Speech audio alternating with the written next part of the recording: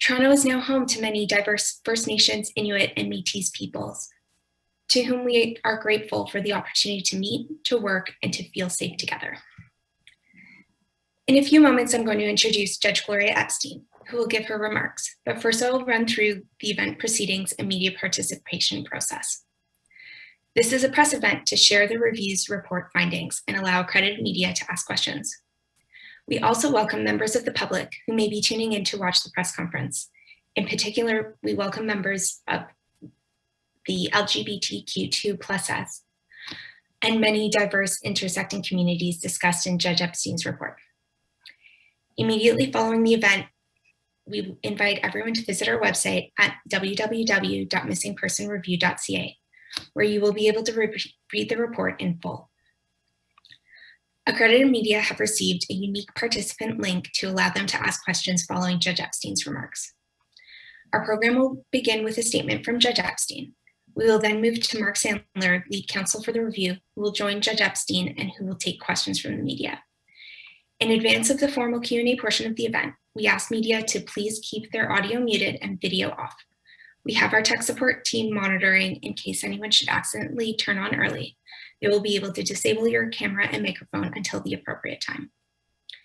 During the Q&A, we ask that media use the raise hand function to put your name in the queue for questions. To locate raise hand, please click the participant tabs along the bottom of the webinar screen, and within the participant sidebar on the right-hand side, you will see the raise hand button located at the bottom. Media can unmute when called upon, and we encourage you to turn on your camera so that you can be seen as you ask your question. Media will be called on a first come, first served basis, and we will prioritize allowing all media to ask one question plus a follow-up before moving on to additional questions. I will review the media participation process again prior to the start of the Q&A. Now I would like to introduce the independent reviewer, Judge Gloria Epstein, to give her remarks.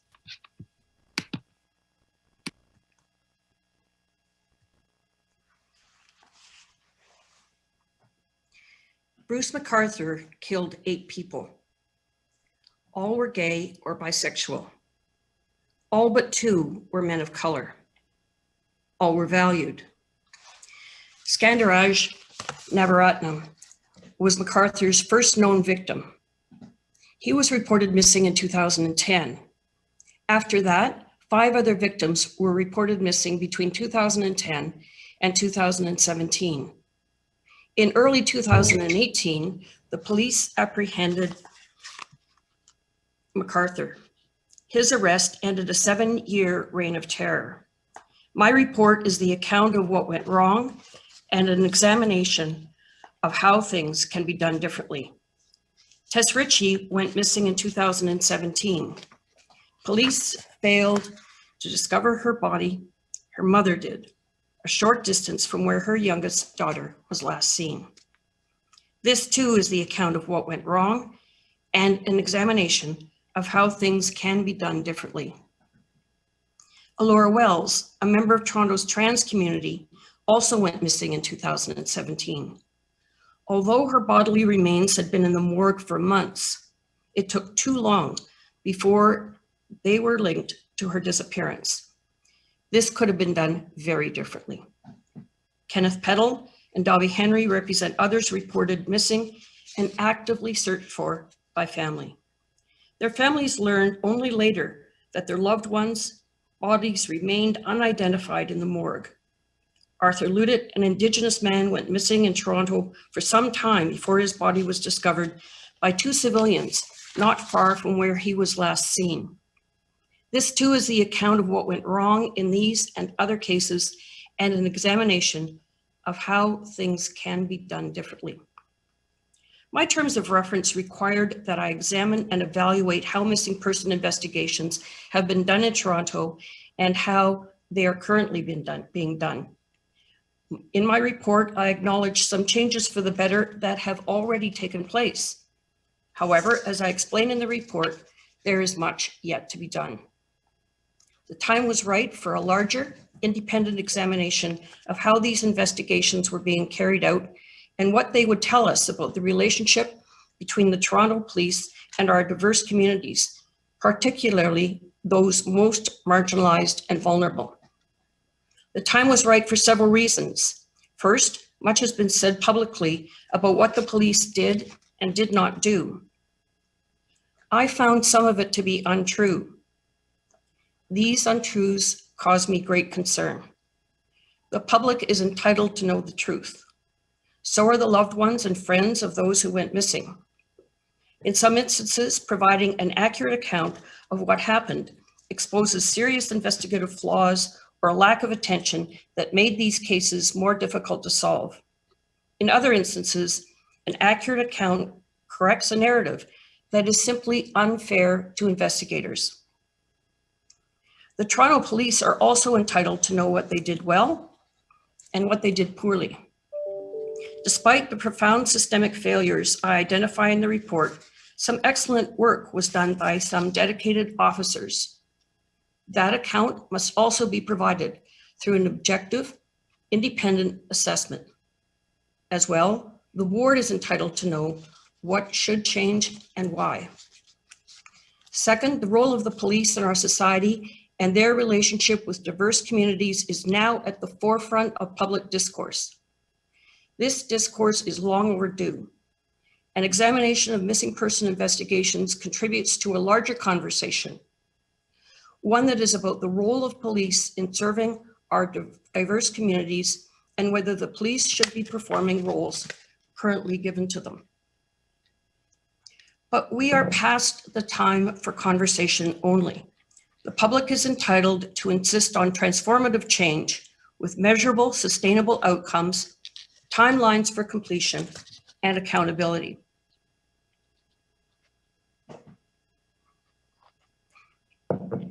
The review I led over the past 31 months has examined an enormous amount of evidence, has made findings on the basis of that evidence, findings that include serious flaws in how missing person cases have been handled in Toronto, and not just the ones identified in the terms of reference. And I have made recommendations, 51 recommendations that propose ways to address these flaws. The recommendations include a new approach to missing person investigations, a model that draws on recent changes for the better, and advocates a new approach to missing person cases generally.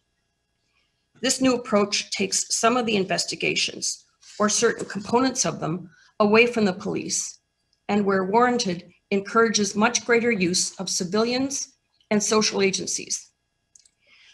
The review was largely prompted by concerns that the McArthur-related investigations were infected by bias.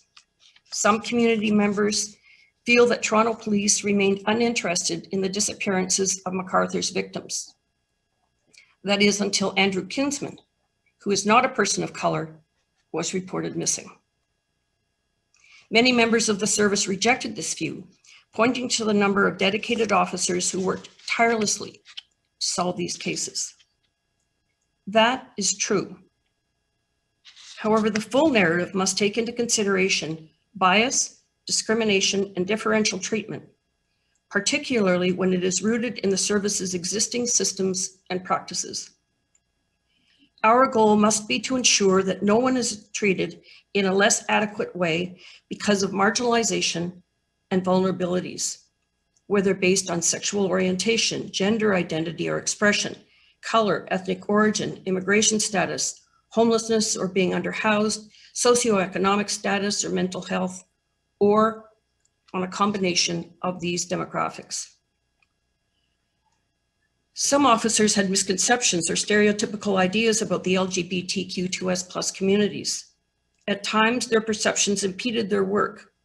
Many were unaware of community resources, as well as the service's own resources that could assist in advancing their investigations into those who went missing from marginalized and vulnerable communities. Indeed, the failure of the police to keep the public informed about what they were doing reinforced the broadly held impression within Toronto's diverse communities that the police did nothing. In my opinion, none of these issues, all existing at a systemic level, depends on any intent to discriminate. To the credit of Andrew Kinsman's friends and loved ones, they mobilized in a highly public way to ensure the police gave Mr. Kinsman's disappearance the attention it deserved. However, proper missing person investigations should not depend on whose voices are the loudest or most empowered in sounding the alarm. This observation represents yet another systemic issue I identify in my report. Many things became clear to me during my work. One was that many marginalized and vulnerable people deeply mistrust the police. In my view, the board and the service must now begin a new process to improve missing person investigations and to restore the missing trust. A process rooted in concrete, transparent, and strategic plans with defined deliverables and timelines, in full partnership with communities and accompanied by accountability measures described in my report. Before I say more about the report itself, I want to briefly comment on the work that went into it. At the outset, I created the Community Advisory Group, a highly diverse group of community leaders who worked to ensure that all voices were heard. In our regular meetings, they provide me with advice and guidance and were directly involved in the design and implementation of the review's public outreach and engagement plan. I personally met with many stakeholder groups and hundreds of people, a number of them more than once. These meetings took place in their own community spaces to promote a safe and supportive environment in which they could share their lived experiences and their perspectives. Sometimes I did so one-on-one to preserve their confidentiality. No request to meet at any time or any location was turned down. It was important that I not only meet with those who work with marginalized and vulnerable communities, but also directly with those most vulnerable, such as the homeless and those addressing mental health issues. About 1,000 community members participated in an anonymous online survey. In August of 2020, 33 community leaders and policing experts from around the globe participated in a policy roundtable to provide their perspectives and recommendations on systemic issues identified by the review. Then in October 2020, the review held a public town hall. Of course, all of these events were done remotely since the pandemic intervened. My team and I conducted many interviews. These interviews included friends and loved ones of those who had gone missing, Toronto police officers of all ranks, civilian employees, local, national, and international experts or specialists in many areas relevant to the review's work, community leaders and service providers, members of the Toronto Police Association, employees of the Ministry of the Solicitor General and the Chief Coroner's Office, as well as Ontario's Chief Coroner and Chief Forensic Pathologist's offices, 2 chairs, and the executive director of the board, and many more.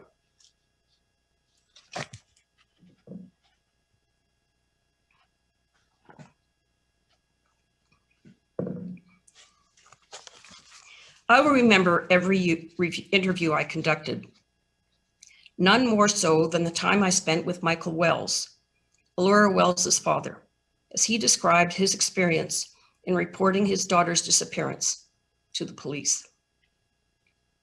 Professor Kent Roach served as the review's research director.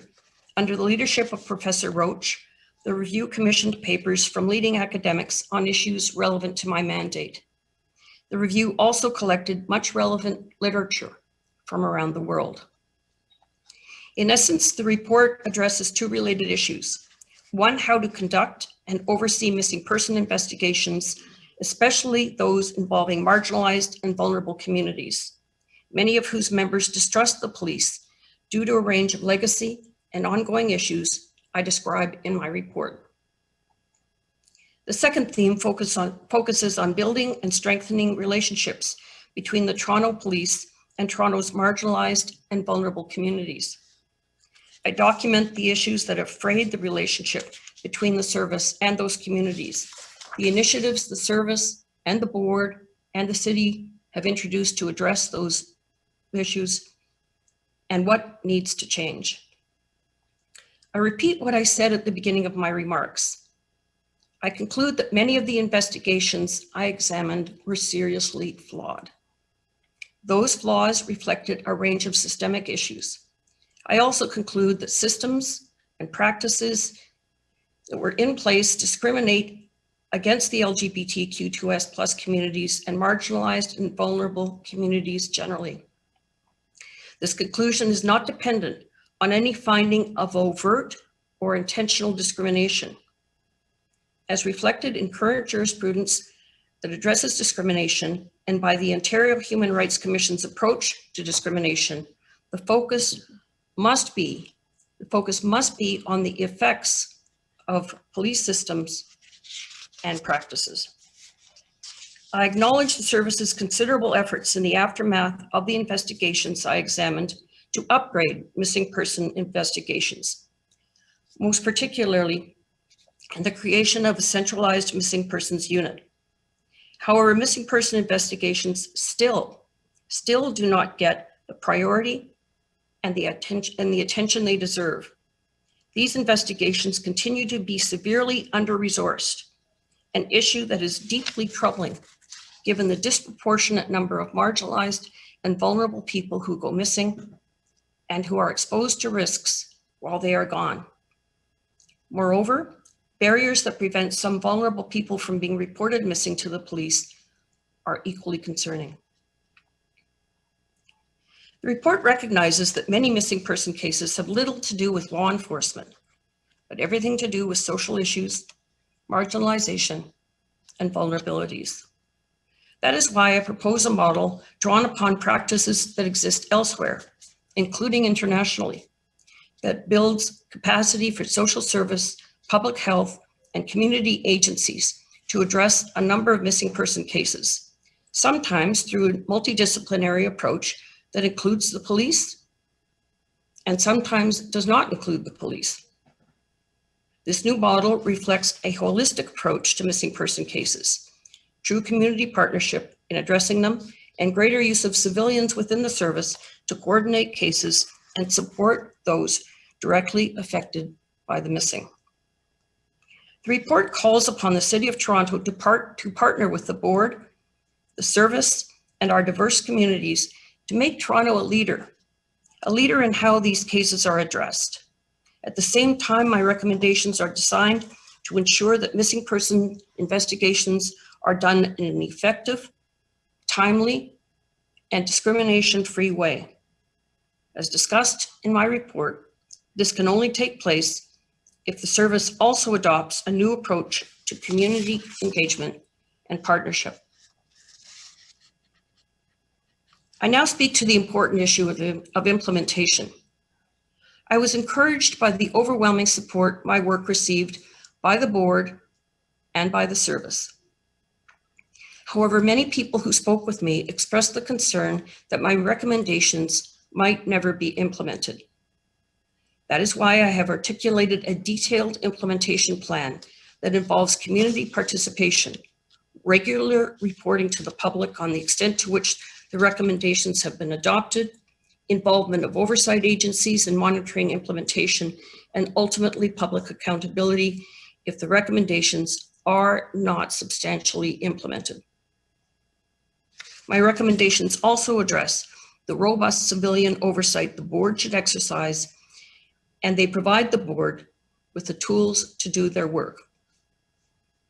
I should add that my recommendations were inspired by the process of community leadership and engagement that led to this review, and by my own community advisory group.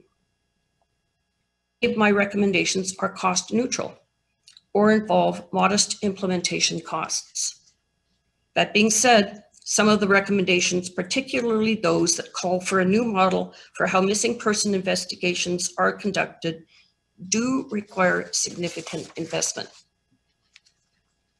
I am well aware that these recommendations come at a time when there are pressures on the city and the board to reduce the service's budget. There is pressure to reallocate those monies to communities to address a range of issues. I'm also aware that the pandemic has placed additional financial pressures on all levels of government to address the extraordinary reduction in revenues and the heightened expenditures the city has incurred during this period.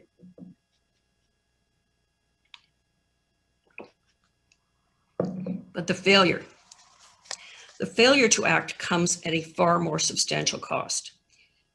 Cost to lives, to the ability of conscientious officers to serve and protect Toronto's communities, to the safety and well-being of Toronto's marginalized and vulnerable communities, and to the public at large.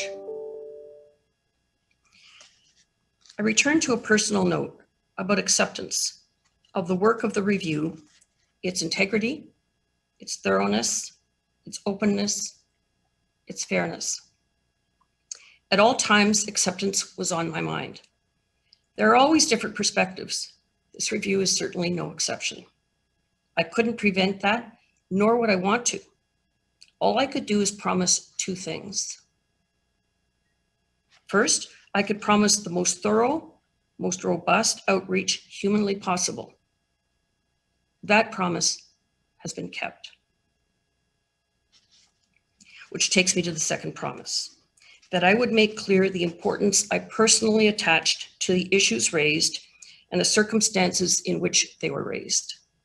I did that through my daily involvement on a personal level with all aspects of the review, particularly when it came to meeting with people, listening to them, and through this report, letting them know I heard them. This report is titled Missing and Missed. It remembers those who went missing and who are missed. It also identifies missed opportunities. Against the background of the circumstances that prompted this review, the board, the service have two valuable opportunities. The first is to fundamentally improve in partnership with communities and governments, particularly the City of Toronto, how missing person cases are responded to. In conjunction with pursuing improvements to missing person investigations, the board and the service also have an opportunity to pursue improvements to their relationships with Toronto's marginalized and vulnerable communities. I wanted the report to convey the personal impact that the past 31 months has had on me. I met so many incredible. For this reason, in addition to valuable content, I decided to add visual to the report. For this reason, in addition to the work that's been done, the analysis, the conclusions reached, and inspired by the Opal report, I commissioned a student artist at the Ontario College of Art and Design to prepare a sketch of each of the 10 people identified in the terms of reference. I have infused each of these sketches under the text of a page of the report as a reminder that we are all here today listening to the results of this review for one reason: because people went missing, because lives were lost. I also commissioned an artist to create a memorable cover, which I think you've all seen as we waited to start this press conference. Before designing the report's cover, the artist asked me a question that I wasn't prepared for. And that is what I thought of when I thought of the report. She intended the answer to that question to inspire her design of the cover. After some reflection, I said, hope. Hope.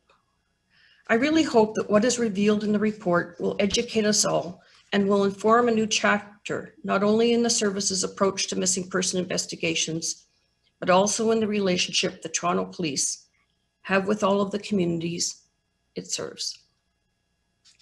When several years ago, one member of the service said that the service had to change the way it did missing person investigations or risk an inquiry, he was right. Here we are. The goal must be to make any future public inquiry or systemic review unnecessary. This is an honor. Majid Mahmoodi, Karushna Kumar Kanagaratnam, Dean Lisowick, Salim Essen, Andrew Kinsman, Tess Ritchie, Allura Wells, Kenneth Peddle, Dovie Henry, Arthur Lutet, and so many others.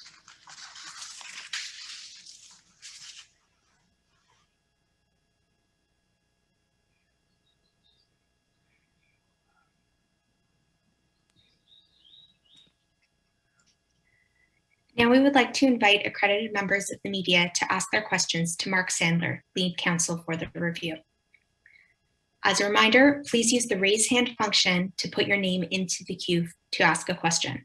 To locate raise hand, please click on the participant tab along the bottom of the webinar screen. Within the participant sidebar on the right-hand side, you'll see raise hand button located at the bottom or at the bottom of the webinar screen itself.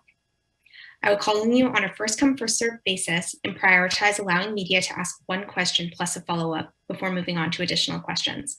You can unmute when called upon, and we encourage you to turn on your camera so you can be seen as you ask your question.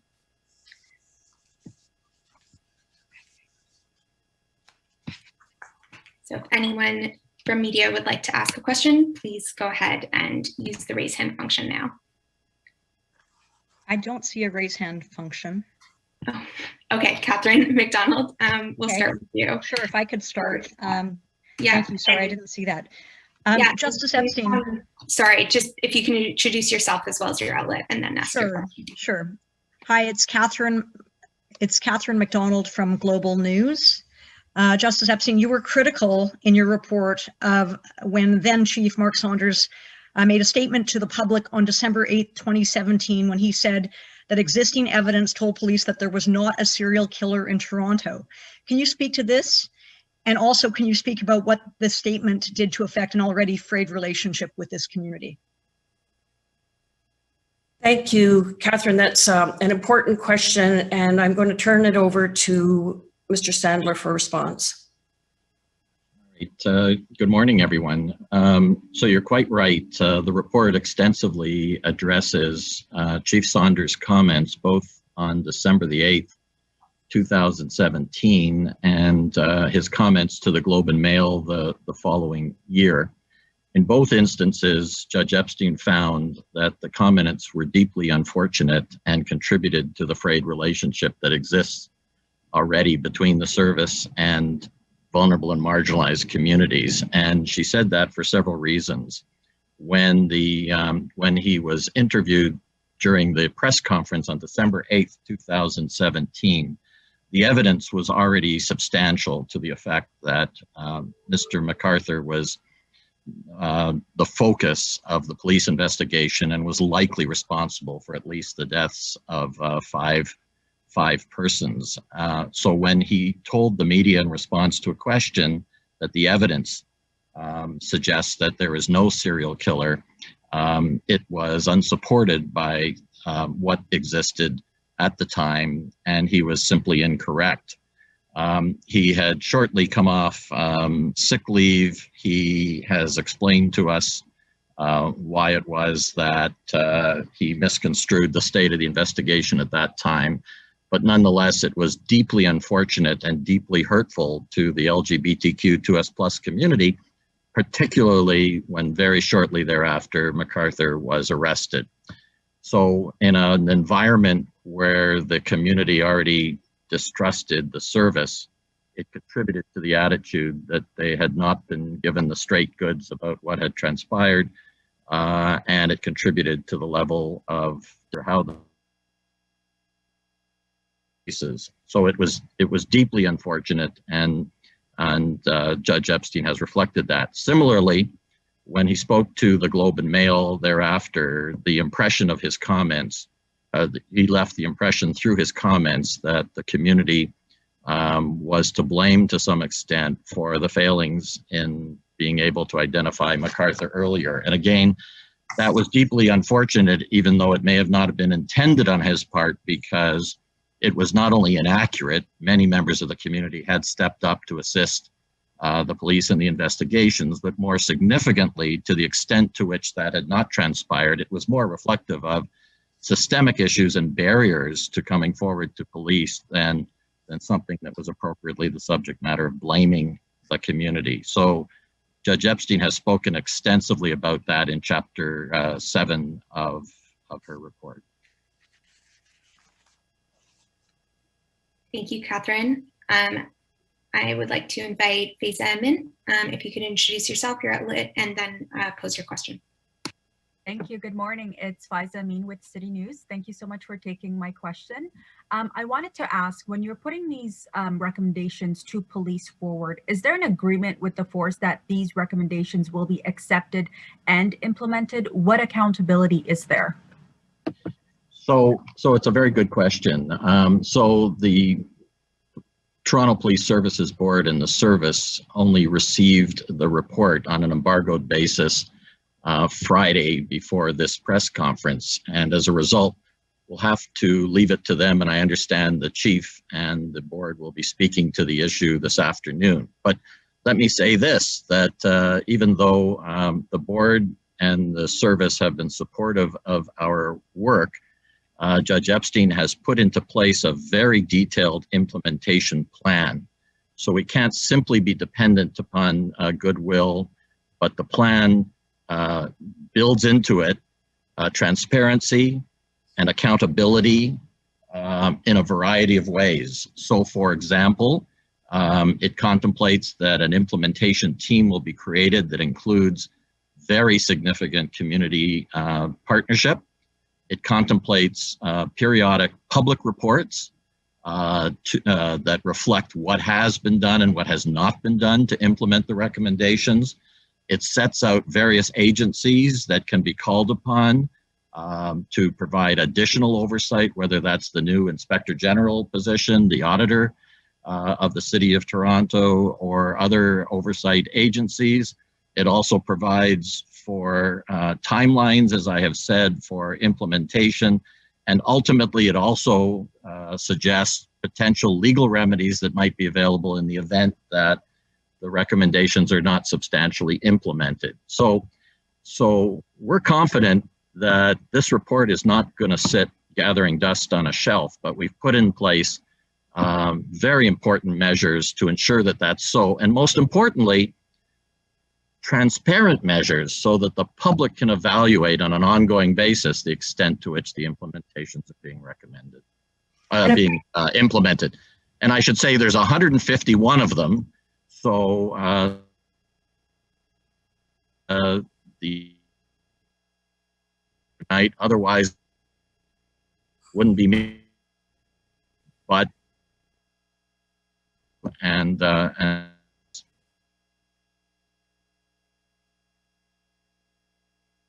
Mark has made mention in his response to the concept of partnerships.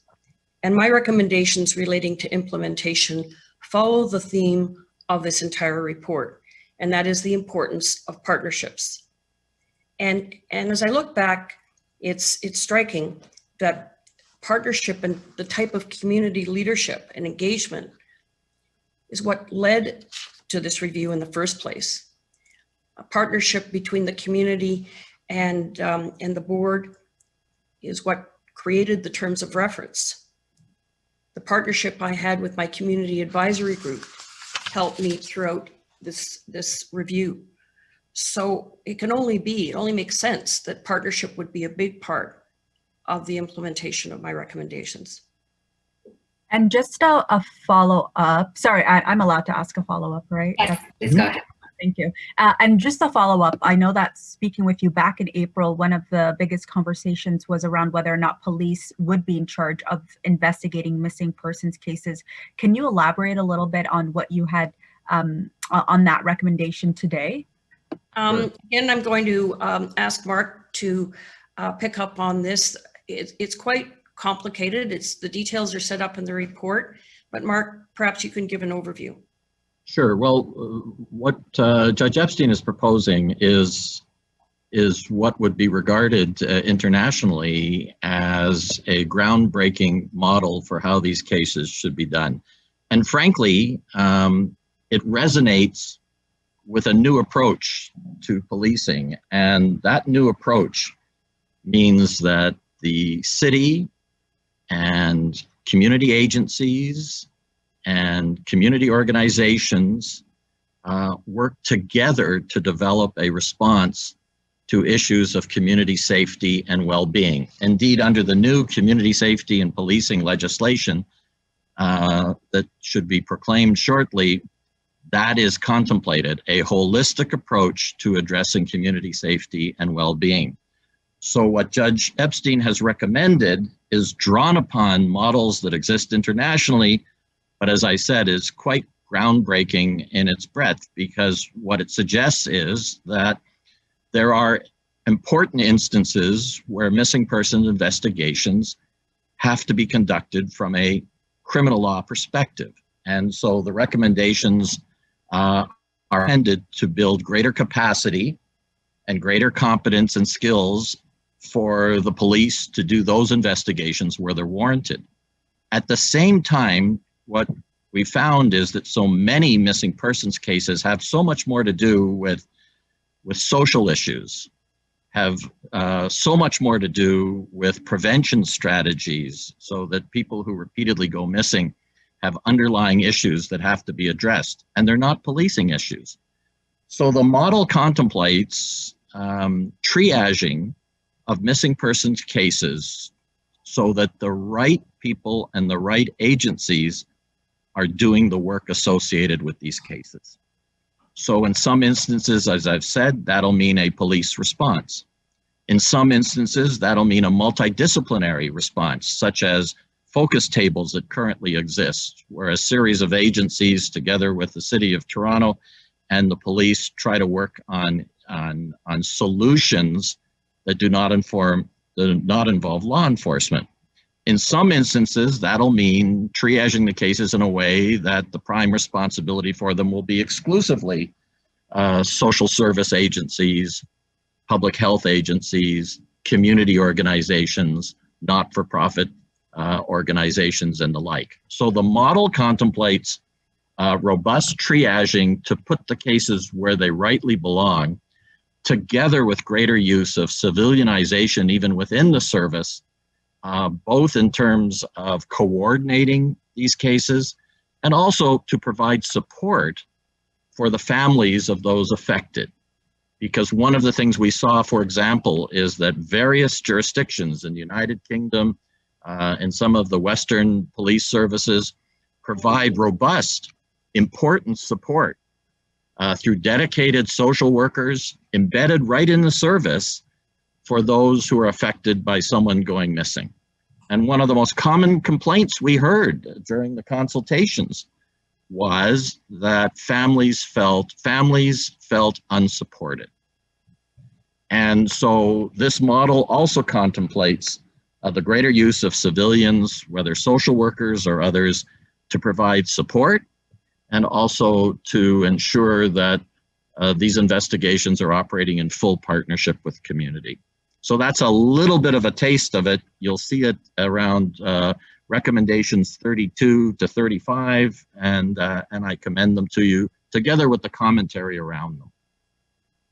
Thank you very much. Faiza. So I'd like to invite Wendy Gillis. Please unmute, turn on your camera if you wish, and introduce yourself, your outlet, and ask your question and potential follow-up. Thank you very much. Thank you, Judge Epstein and Mr. Sandler, for taking my questions.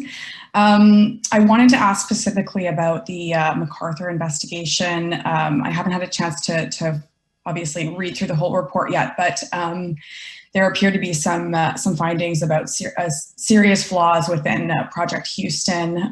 Specifically, I wondered if you could highlight some of the most important issues that your investigation uncovered. And I know that, one of the biggest questions that has been kind of hanging over this for years now is whether MacArthur could have been caught sooner. So if you could weigh into that, please. Sure. Again, I'm going to ask Mark to detail this. It is quite a detailed response that's required because it's complicated and we can't cover everything. The report does set it out almost day by day, but over to you, Mark. So thank you, Wendy, for your question. So I would divide the question into two. First, I'll speak a little bit about the deficiencies that were identified in the various investigations. And second of all, I'll specifically respond to could a different approach have resulted in a different outcome. So dealing with the first question, for those who are unfamiliar with the chronology, I'll simply say that this started off initially as an investigation into the disappearance of Mr. Navaratnam. We found a series of deficiencies in how that investigation was conducted. It was given low priority. The risk assessment was, in Judge Epstein's view, incorrect. There were significant red flags that suggested that there was a strong possibility of foul play in his case. The community was not engaged by the police in the investigation. Resources that were available were not. The initial Navaratnam investigation was conducted. Then Peel conducted the investigation into Mr. Faizi's disappearance because he lived in Peel. The officer there who conducted the investigation determined fairly quickly, and it was simply fortuitous that she even learned this, that there was apparently another man who had gone missing from the same area, the gay village in Toronto, Mr. Navaratnam, and she was very interested in looking at the connection between those cases in June of 2011. She attempted on 3 separate occasions to engage the Toronto Police Service in potentially linking those 2 cases, and she received no response, which was deeply disheartening because here was an early opportunity for the services to be working together and identifying what appeared to be potentially linked cases. Then Mr. Kayan went missing, and his investigation was again done in isolation. And this was the biggest issue that we saw in these individual investigations, the siloed environment in which they took place. So even though Mr. Kayan's case was investigated by 51 Division, which was the same division investigating Mr. Navaratnam, which is the same division from which Mr. Faizi went missing and was last seen, the investigator in Kayan was unaware of the fact that these other cases were taking place. So of course, the investigation was flawed by reason of the siloed approach. Then Project Houston took place as a result of a tip from Switzerland that a cannibal ring might be responsible for the killing of men, particularly gay men, in Toronto, and Mr. Navaratnam's name was brought up in that context. And Project Houston was created as a result. Judge Epstein identified at least 13 separate deficiencies that existed in Project Houston. Project Houston's officers did an excellent job of investigating whether the cannibalism ring had anything to do with the disappearances of 3 men. The problem with the investigation was this, that too much time was spent on the cannibalism theory to the exclusion of other theories.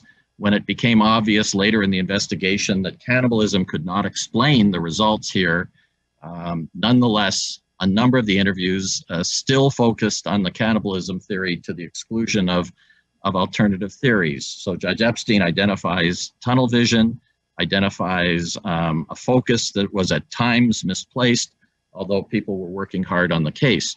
More problematic was this, that because the service was not complying with provincial adequacy standards around how major cases should be handled, and were not using its own management software tools appropriately, leads were lost.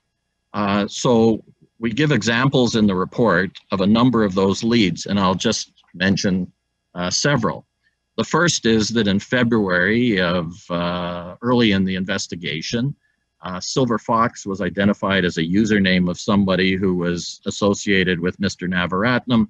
It wasn't until September of that same year that Silver Fox was traced back to Mr. MacArthur.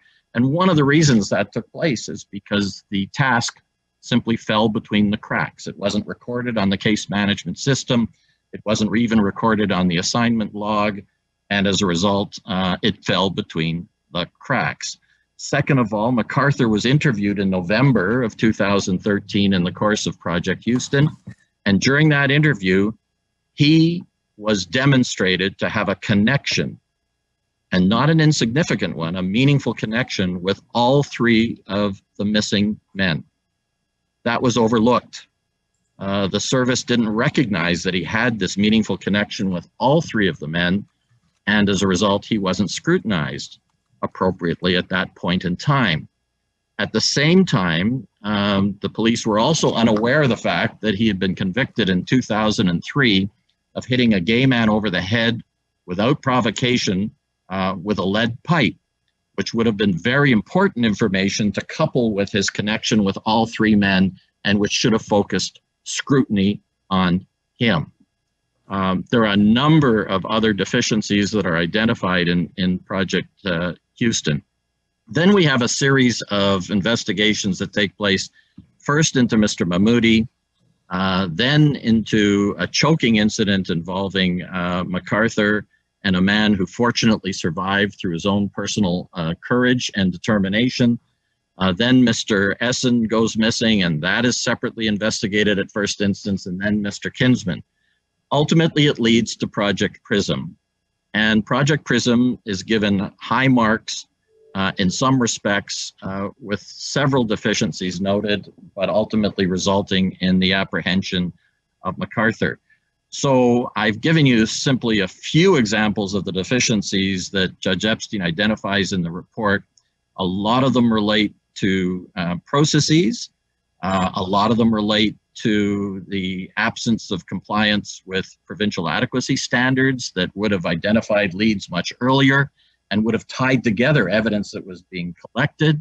Some of them relate to tunnel vision. Some of them relate to systemic discrimination that meant that the service failed to avail itself of important opportunities to utilize its own resources and community resources to learn more about the missing men and leads about them. As for your second question, Wendy, I've tried to capture what's in 1,000 pages in about 5 minutes, which is a difficult task, but hopefully that'll give you some sense. In relation to the second question, Judge Epstein has said in her report that one can never know for sure whether or not MacArthur would have been apprehended earlier had these deficiencies not existed. Nonetheless, she has also found that there were a series of lost opportunities to apprehend and identify MacArthur. And so it's a significant finding on her part, and it goes to why we have to do so much better going forward. Thank you so much. I do have another question, but I'll hold off until others get a chance. And if you can come back to me, that'd be great. Thank you, Wendy. So next up, we will invite Mobeen Azhar. If you could please introduce yourself, your outlet, and if you wish to unmute and turn on your camera if you choose. Thank you. Hello there. My name is Mobeen Azhar. I'm from the BBC. I think Judge Epstein referenced discrimination faced by marginalized communities. I just wondered if you might be able to unpack what that means specifically. And did the investigation, did this report suggest that discrimination is institutional, or was it more specific than that? Was it contained in some way? The report does detail that issue very extensively. It is obviously a critical part of the report. And I mentioned it in my comments, and I'm wondering if, Mark, you have anything you'd like to add? Yeah, so let me unpack it a little bit for you. So Judge Epstein said in her opening statement that her focus was on the systemic discrimination. And for those who don't know, systemic discrimination takes place when an institution's culture or its structure or its practices create or perpetuate disadvantage for certain groups. And the focus in our existing jurisprudence is deliberately on systemic discrimination because its impact is as powerful as individual instances of overt bias or discrimination. And Judge Epstein found that systemic discrimination contributed to what went wrong here. Now, how did that happen? So it happens in a variety of ways. First of all, it happens because some officers are unfamiliar with the marginalized and vulnerable groups that were affected here, and as a result were less effective in reaching out to them, in utilizing the resources within those communities to help solve these cases, in understanding the significance of evidence as it pertains to marginalized or vulnerable communities, particularly the LGBTQ2S+ and racialized communities. And so that differential treatment means that these investigations did not get the same level of service that others would. Second of all, Judge Epstein found that in some instances, officers had some stereotypical notions about the LGBTQ2S+ community, and that affected the quality of, again, the inferences that they would draw from the work they were doing. Third of all, had to do with the lack of attention given to a number of these cases. And so what Judge Epstein reflects upon is that a missing persons investigation should not be dependent upon who has the loudest voice to bring this to the attention of the police, who is most empowered in our community to ensure that the police do the investigation that has to be done. And so a number of the individuals whose investigations were the subject of our review were marginalized and vulnerable, and the people around them weren't empowered in the same way to have their voices heard and to demand a response that was commensurate with the risk associated with these disappearances. So these are 3 or 4 examples of how systemic discrimination, even in the absence of a specific intent to discriminate, can impact powerfully on the quality of investigations.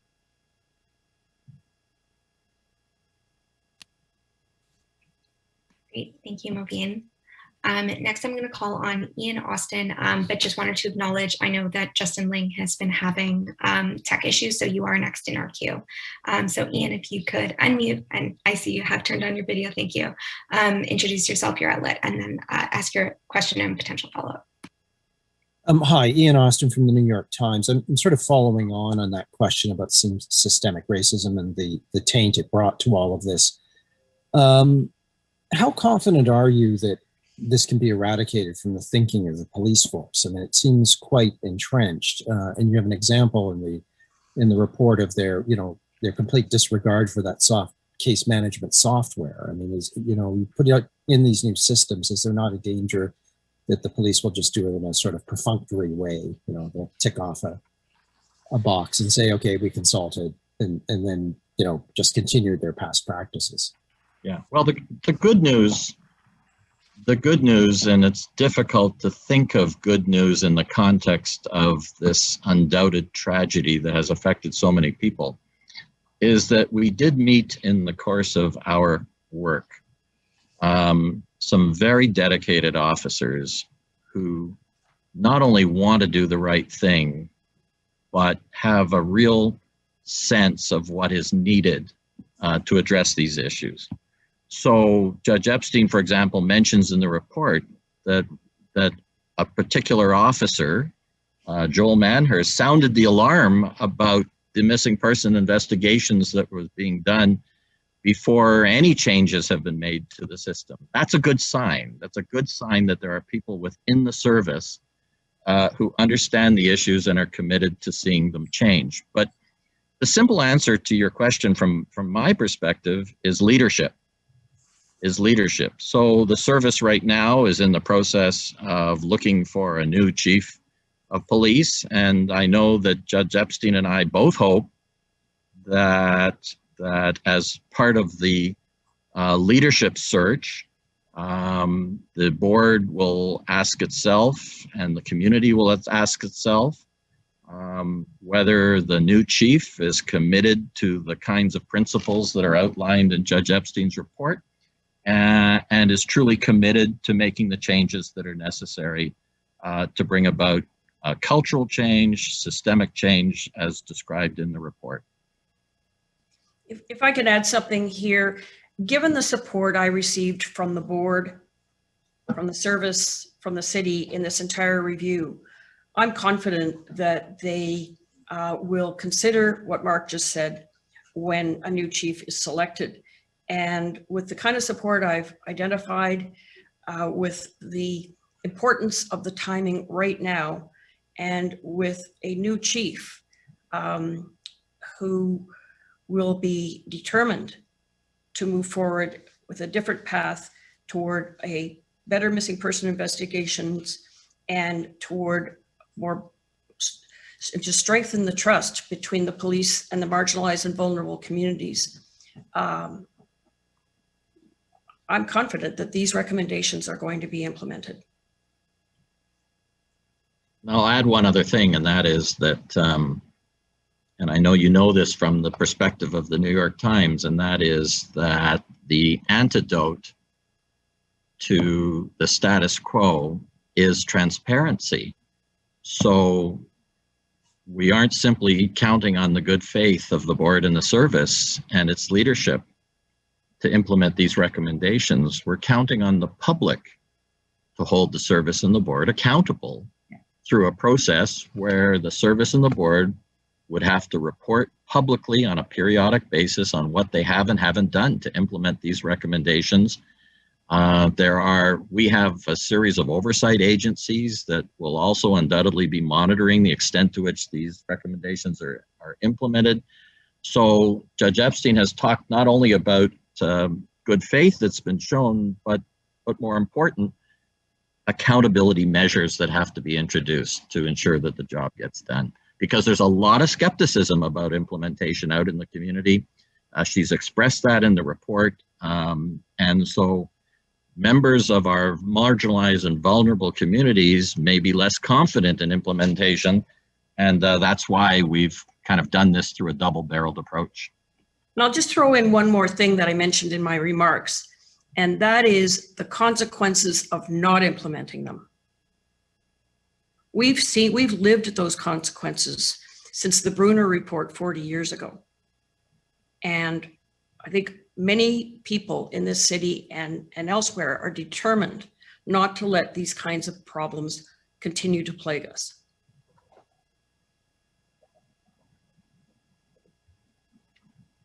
Thank you, Ian.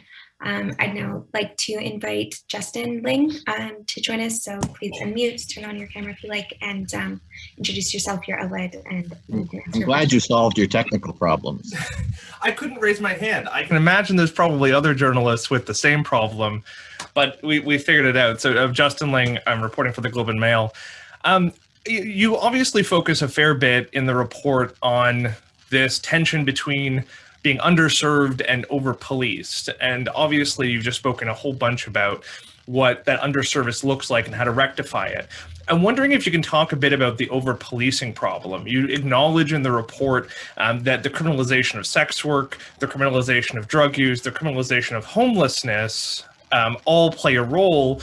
You also acknowledge the sort of broken trust that came from the Mary Curtis Park arrests, but I don't see any recommendations in there on that end. Was this an out of scope issue, or is there something that can be said there about what the criminalization of the community that they're supposed to be protecting actually does, and how that might be rectified?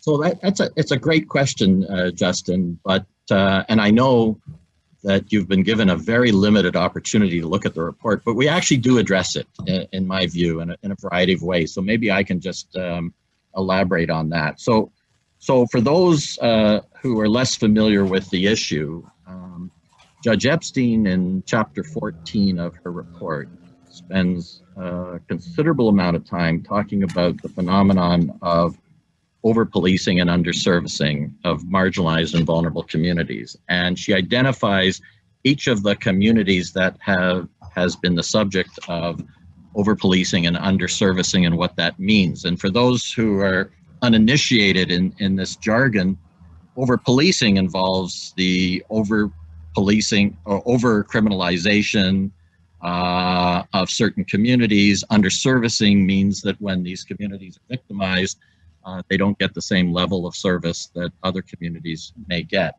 So one of the things that we talk about in the report are barriers to reporting. And Justin, as you know full well, one of the key barriers which you've identified to both reporting and providing information about missing persons is criminalization. So sex workers told Judge Epstein, I'd never go to the police if one of our sex workers went missing. I don't trust that relationship, and I expect that I could end up behind bars. We were told the same thing about people who are dealing with HIV/AIDS. We were told the same thing about members of the trans community who already feel so deeply marginalized. We were told the same thing about those who have precarious immigration status. So one of the things Judge Epstein does in her report is make some recommendations on how to reduce those barriers. She can't recommend, it's not within her mandate to say drug use should no longer be criminalized or sex work should no longer be criminalized. That, even the most expansive interpretation of our mandate doesn't permit us to do that. But at the same time, she can talk about ways in which the police can effectively reduce those barriers. So for example, Justin, you'll see a recommendation that the police should be reevaluating what they regard as their obligation when somebody comes to them who has an unlawful immigration status. In Judge Epstein's view, there are some inconsistencies in the city's policies on sanctuary and the policy that the enforcement strategy that the Toronto Police Service uses in dealing with those with precarious immigration status. So she's asked for that issue to be relooked at, and she's also made some recommendations on how to reduce those kinds of barriers. So that's an example. The other example is a new approach to how community consultation will take place, because right at the forefront of any of the community consultations has to be this notion of over-policing and under-servicing. So you'll see some recommendations on a new approach to community consultation. And the last thing I would mention to you is that if you look at chapter 3, which is on civilian oversight by the board, we use Project Marie as an example of how things have to be done differently. And so for those who don't know, Project Marie involved police activity, undercover activity, ticketing gay men in Marie Curtis Park. And what Judge Epstein says in the report is that this kind of operation has impact upon the relationship with the LGBTQ2S+ community. It can affect the reputation of the service itself. It raises policy issues. It raises issues that do not involve the interference by the board in day-to-day operations, but more strategic, policy-driven approaches. And it should have been done differently.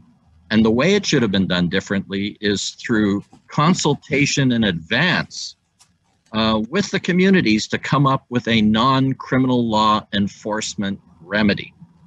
And this isn't just Judge Epstein's view. This is a view that was actually agreed to in our interview with Chief Saunders and agreed to by senior command who we spoke to, namely They have to do better in identifying those issues that are less about criminal law enforcement and more about addressing social issues in partnership with community. So the recommendations also address that, Justin.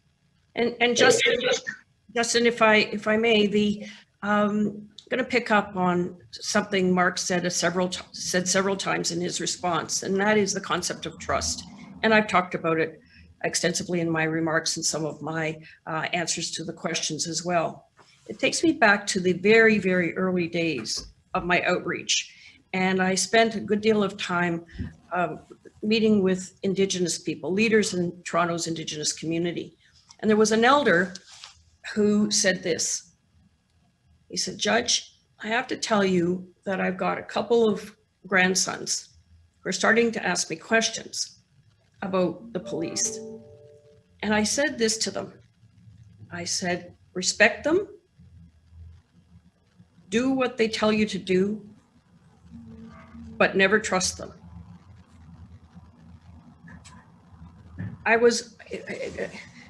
The elder's response really had an impact on me as I worked through the outreach over the last 31 months.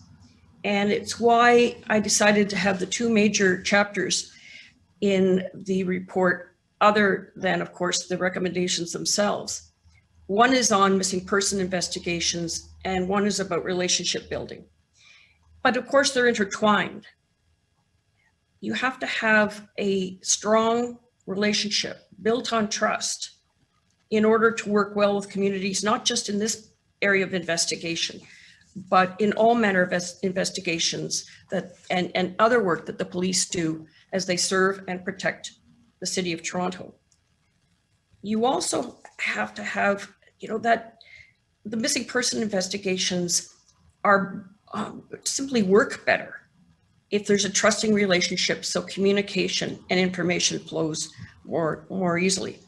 So it's so important to, going back to your question about being underserved and over-policed, that kind of response, that kind of attitude toward the police work with marginalized and vulnerable communities does not help build trust. They have to feel that they are being treated like everybody else. And of course, that is a big factor in how I talk about missing person investigations. And that is, it shouldn't be, as Mark and I both said, it shouldn't be the loud voices that get different treatment. Everybody should be treated equally. And that's how we are going to work forward and have a more trustful and a more effective relationship between the police and all the communities that the police serve.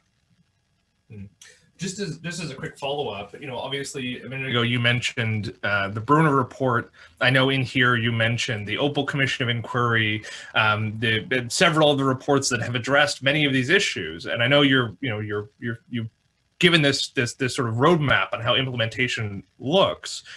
But can you speak a bit to how you can actually hope to effectuate that culture shift?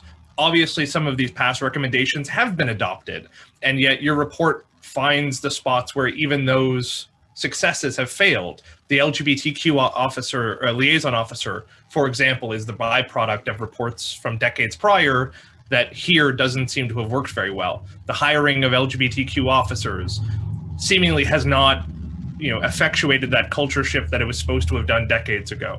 I'm wondering how you kind of hope that this report might be different from all of the reports of the past. Well, that's a great question. I will say, in fairness, because one of the things that Judge Epstein does, I think, very effectively, if I can say so, in the report is treats fairly all of the perspectives that are put forward, so that she did find that a number of the issues identified by Brunner 40 years ago still remain.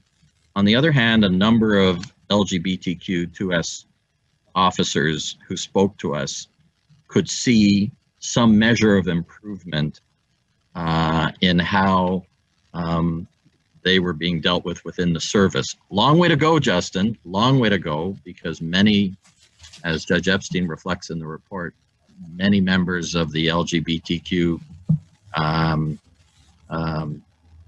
communities who serve as police officers are still not comfortable with disclosing their sexual orientation, and part of that is a culture issue. So I guess the answer to your question is that there's been some progress,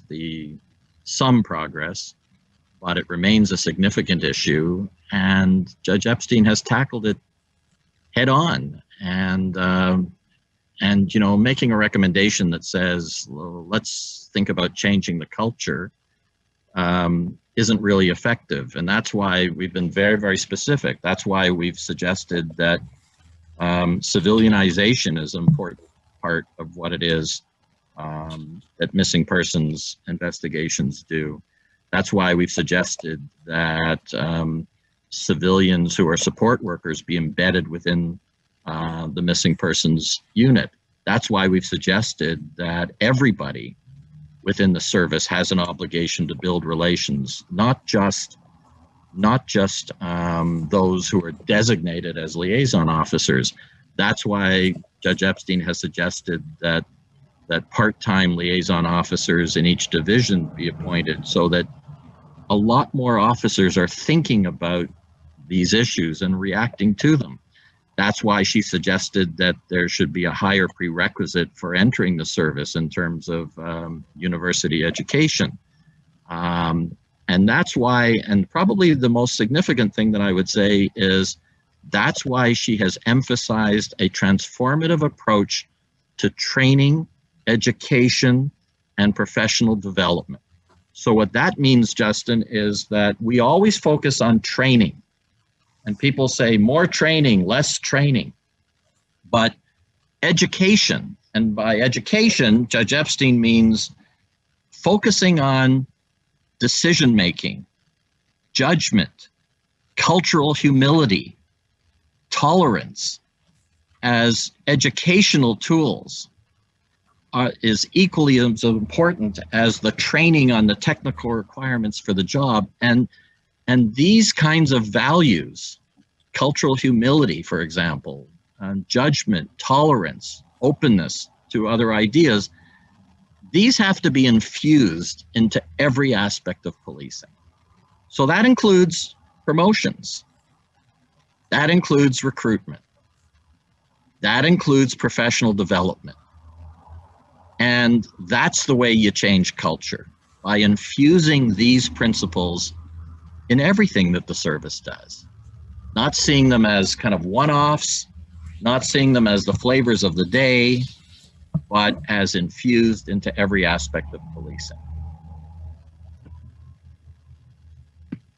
Thanks for your question. Thank you. Before we move on to any follow-up questions, I know we do have a few coming up in the queue. Just acknowledging, I know some have had issues with the raise hand function. If any media have not yet asked a question and would like to at this time, please unmute and turn on your camera if you choose to do so. Otherwise, we'll start to move on to follow-up questions. So I'll just give a moment. Hi there, it's Linda Ward from CBC. I'm just going to turn my camera on here. Just wondering, Judge Epstein, if you can just talk a little bit about this process, what it's been like for you. I'm sure it's going to be something that you're going to remember, and that there have been moments throughout this that have really struck you in the process of going through all of this and documenting all of this. Is there a moment that you can tell us about where, you know, it kind of defines everything that's in this report? Linda, that's quite a question, and I could give quite an answer, but I think you and I would have to spend a whole lot of time together for me to give you the full answer. You know, after 25 years as a judge, I thought I knew a fair bit about people. And I identified for a long time, I've identified myself as a people person. But it wasn't until I started working in this review that I realized how much I didn't know. I only knew about a certain sector of people in our city. I had no understanding of, no exposure to the diversity of the city. And it was both painful and wonderful. I spent 3 hours one afternoon at Maggie's. Maggie's provides support to the sex workers in Toronto. And I sat down with them and I listened to them, and we met and conversed like I did with every single other stakeholder group, with patience, with respect. And as I walked home because I thought I really had to absorb the experience I just had and how much I had learned. The same could be said for so many other diverse groups. And, you know, I could go big and say it was a life-altering experience. I'll just say this to you, that it's changed me. It has changed who I am, what I understand about people. And I half jokingly say that I almost wish I had done the review before my 25 years as a judge, because I think I would have been a better judge. So to pick one single moment, there would be 4 or 5, some of which I have already identified in my remarks and to you right now. But maybe we should have that larger discussion someday. Absolutely. And just by way of follow-up, when you've finished all of this and you're looking now to see whether or not these recommendations will be implemented, knowing the political climate that we're in at the moment, and the push and pull for police dollars, and talking about, you know, the cost involved in not implementing these, there's been a lot of calls for civilian oversight and whether or not the Police Services Board can fulfill that role. There's a lot said in the report about that. But going forward, what specifically will you be looking for in terms of markers to see whether or not your recommendations are being actually implemented? Well, I know what's in the recommendations, and I know what can be done reasonably quickly and what is going to take time. I received several calls this morning and late last night from members of our community who are deeply invested in the issues that the report has been examining. And every call, they said, please keep involved. Please, you know, whether I'm going to have an official role is, I don't think, the nature of the question. I think the import of their request that I stay involved is that I pay attention and I monitor it. And make no mistake, if I think there has been a lull, if I think there has been an unexplained delay, I guess I'm going to be making some calls. But it matters enough to me and to others that these recommendations be implemented. And as I've said a couple of times now, I'm confident that they will. Thank you, Linda. If any other media have not yet had a chance to ask their first question, we're having any technical issues, please do feel free to unmute and turn on your camera if you choose to do so now. Otherwise, we will continue on with the follow-ups that have been requested. So I'll give it another moment for anyone else who would like to jump in. Okay, so in terms of follow-ups, Wendy had requested one at the conclusion of her question. Catherine McDonald had followed up with us on the side to ask for a question after that. And then we have Mobeen, who has put his hand up. So just in transparency in terms of the order, that is what we will be following. So I'll hand it back to Wendy Gillis if you'd like to unmute, and if you choose, turn on your camera. Thank you so much. It's been covered off, so I'll cede my time. Perfect. Thank you, Wendy. I'll throw next to Catherine McDonald if you'd like to unmute and turn on your camera if you choose. Hi there. So just on sort of the practical side of things, you did compliment the fact that Toronto Police have launched this missing persons unit, but you said it's really deficient. And part of that is the fact that the whole culture of missing persons investigations is kind of looked at as something that isn't a priority. Can you speak to what you're recommending as far as how many officers need to be added to that unit and how the culture needs to change as far as the importance of missing persons investigations? Sure. So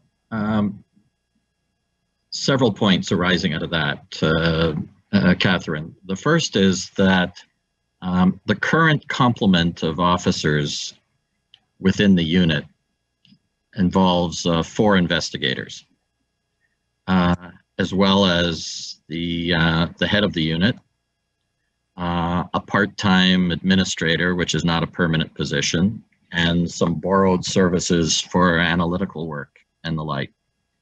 And what Judge Epstein says in chapter 13 of her report is that people don't understand how important these cases are. And she backs it up with some statistics. There are so many people who go missing. And even if a relatively small percentage of those people ultimately are the victims of foul play, the number is still a large one. But nonetheless, here you've got a very small unit that is supposed to oversee all the missing persons investigations in the service, and at the same time potentially conduct some investigations itself and look at cold cases involving missing persons. And so the reality is that notwithstanding the commitment to a centralized unit, the resources aren't commensurate with the need. They just aren't. So one of the things that Judge Epstein has recommended is that contingent of officers has to be doubled. Second of all, there have to be missing persons coordinators, whether civilian or police officers, either in the divisions or in the 4 quadrants of Toronto. There have to be additional resources provided just to enable these investigations to be done effectively. We need to have some support workers in place to assist the families of those affected, because the police do a very good job of providing victim support where a crime is known to have been committed. But the needs for those who are affected by someone who's gone missing are just as profound, but nonetheless really aren't addressed in the same way. So those are some of the suggestions as to the increased resources that are needed for these cases. And that will cost some money. But on the other hand, the idea is ultimately by robust triaging of these cases and less of these cases being done within the policing circles, that ultimately there'll be a savings in terms of the police budget and an allocation of resources into the community where some of these cases belong. So that's just a little bit of a taste of what's recommended on that score. And Catherine, one of the things that hit me early in the investigation was the difference in attitude between the UK and Canada toward the importance of missing person investigations. In the UK, missing person investigations are treated very seriously. Significant resources are poured into it, both by government, by not-for-profit organizations, and by all of their police services. It is remarkable to compare the difference between the UK and Canada. And I've spent a lot of time trying to figure out why it is that here in Canada, we don't treat a person's disappearance with the same degree of priority that they do in the UK and in other countries. And thinking of Australia is another country that attaches a great deal of priority to missing person investigations. I'm hoping that this review, this report, and through the assistance of people on this call, the publicity it gets will help wake us up and help get the word out that these are serious, serious matters. When you read in chapter 15 about what people go through when someone goes missing, I think you'll realize that we've got to do a better job in this country, and I'm convinced we will. Thank you. Thank you, Catherine. So next we're going to go to Mobeen Azar, and also acknowledging that Justin Ling is up next after Mobeen. So go ahead. Hello there. I just wanted to ask if there was any distinction made between the work of Toronto Police, and I've only just seen, the headlines. I haven't read the whole report, of course, but the work of Toronto Police and the work of police in the Peel region. And were there examples of particularly good practice there or particularly bad practice? Was there a difference? So I'll answer that at a systemic level and also at a level that just relates to MacArthur. So one of the things Judge Epstein said that defies the investigation that was conducted by Peel demonstrated greater use of community resources and some ideas in terms of investigating Mr. Faizi's disappearance that were not employed in Toronto. So she gave better marks, even though it wasn't within her mandate to evaluate the Peel investigation. She gave better marks to the Peel investigation and a very dedicated officer who headed up that investigation. At a systemic level,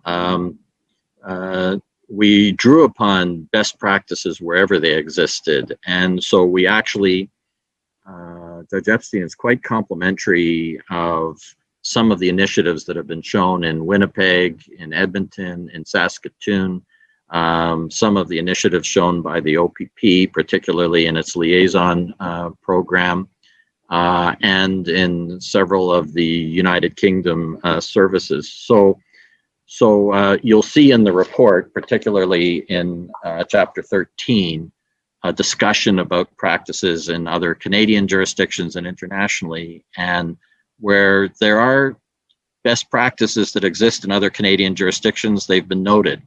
So, for example, I'll give you another example. The Vancouver Police Service, which of course was severely criticized by Judge Opal arising out of the Picton serial killings, has developed a program where there is a defined communication plan that's established at the beginning of a missing person investigation with those directly affected. And the communication plan kind of outlines what information will be shared, how it'll be shared, who the contact person will be. There'll be discussions about media releases to ensure that they're sensitively done. And the communication plan has to be signed off on and like. So there's a best practice in Vancouver that Judge Epstein has adopted for use in Toronto. So we weren't evaluating across the map how other jurisdictions engage in missing persons investigations, but Judge Epstein was able to identify some really interesting, important best practices that do exist elsewhere and has incorporated them into her recommendations. Thank you. Thank you, Mobeen. So I will invite Justin Ling to turn on your camera and please go ahead. Yeah, thanks again. I'm wondering if you can talk a bit about maybe some of the broader issues of other cases that remain unsolved, maybe in particular missing persons cases, but also homicides targeting the community. I know you have a section in here about some of the unsolved homicides going back to the 70s. Obviously, you talk at length about Laura Wells, whose death is still unexplained. But I know other jurisdictions have actually gone down the route of creating a dedicated team to address cold case murders and disappearances that could be attributed to hate crimes or that generally target marginalized communities. Would there be a utility of doing that here? And might there be some benefit from going back to those cases in the 70s, to looking at slightly newer cases like someone like Cassandra Doe, a trans woman who was killed, and other disappearances that may have been in and around the community? John Riley comes to mind. I'm wondering if there's utility in pushing the Toronto Police to set up a dedicated unit, or doing that on a provincial or federal level. Right. So it's a great question. So first of all, in some of those cases, we've actually reached out to the families involved, and in one instance, and I'm not going to name it, but in one instance, we'll be writing suggesting that, because it really engages another police service as well as Toronto, suggesting to the other police service that they relook at the investigation in light of what we saw during our work. And you've mentioned one of them, but we were certainly alive to that. Part of the problem in Toronto had been, until the centralized missing persons unit existed, the service didn't even know what missing persons cases it had and didn't have. And the same held true for unidentified remains, which you identified in your book as, the problems with the lack of an inventory of who's really gone missing and who remains unidentified. So one of the first tasks of the Missing Persons Unit, which Judge Epstein gives full credit to them for, with limited resources, is trying to establish what is the inventory of cases that truly remain missing. Because so many of them fell off the radar when they moved from record management system to another record management system. They disappeared from the systems. They were no longer on CPIC, and a number of them required the police to look at these cases again to see if the people were still missing, and if so, what still had to be done. So the Missing Persons Unit, to its credit, has been doing some of that work, and they actually solved a couple of really old cases as part of that process. Whether they should have a separate dedicated unit devoted to it, Judge Epstein hasn't weighed in on that. I can just tell you my own view of the matter is that if we build capacity in the centralized missing persons unit, part of their mandate is to go back and look at the cold cases as well as the cases that are more current. So I would hope that will happen as part of a more resource-driven missing persons unit. Thank you, Justin. Oh, and I should have said, I'm sorry, and I should have said one other thing to you, which is that you identified in your book the frustration that existed when you went onto the national website and looked at unidentified remains cases and the extent to which they could be found there. And one of the things that we spent quite a bit of time on is working with the Chief Coroner's Office, the Ontario Forensic Pathology Service, and the Toronto Police Service to see that those processes are much improved. And they have been much improved because there was a real disconnect, which we haven't talked about here, but there was a real disconnect in a number of instances where someone's unidentified remains were at the morgue, and because of that disconnect and poor communication, the families were looking for their loved ones, not knowing that their bodies were in the morgue all along. So in that area, there has been significant improvement, which Judge Epstein identifies in Chapter 13. Thank you, Justin. And thank you to everyone who joined us today. This concludes our press event. Please visit our website at www.missingpersonreview.ca, where you will be able to read the report in full. Thank you. Thank you.